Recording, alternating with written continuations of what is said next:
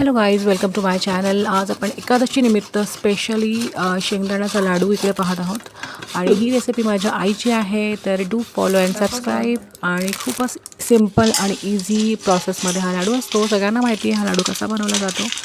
खूपच 2 मिनटाचं काम आहे. शेंगदाणे मस्त भाजून घ्यायचे आणि त्याचं क्रश करायचं आहे, दाण्याचा कूट करायचा आहे, आय मीन टू से.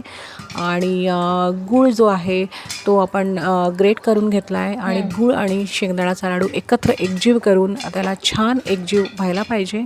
आणि मी इकडे कुठल्याही प्रकाराचं तूप वगैरे यूज केलेलं नाही आहे. याच्यात फक्त 2च इन्ग्रेडियंट्स आहे, शेंगदाण्याचं कूट आणि आपला गूळ. वेलची पूड पण तुम्ही तुमच्या हिशोबाने टाकू शकतात, पण मी इकडे काहीही यूज केलेलं नाही आहे. 2च इन्ग्रेडियंट्स आहे. आणि as you all know that शेंगदाणा is very very important.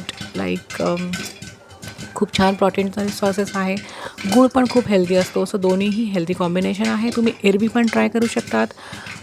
Like छोटे छोटे बुक केली आहे आणि उपवासासाठी तर खास आहे. So like and subscribe my channel आणि फॉलो दिस रेसिपी. हा लाडू रेडी झाला आहे बघा, मस्त छान वळवून तयार झालेले आहे. आणि पहिला लाडू हा नैवेद्यासाठी देवाला. आणि बाकीचे लाडू, जय श्री गजानन. आणि बाकीचे लाडू आम्ही टेस्ट केले and it turns out very very very very tasty. Thank you so much for watching.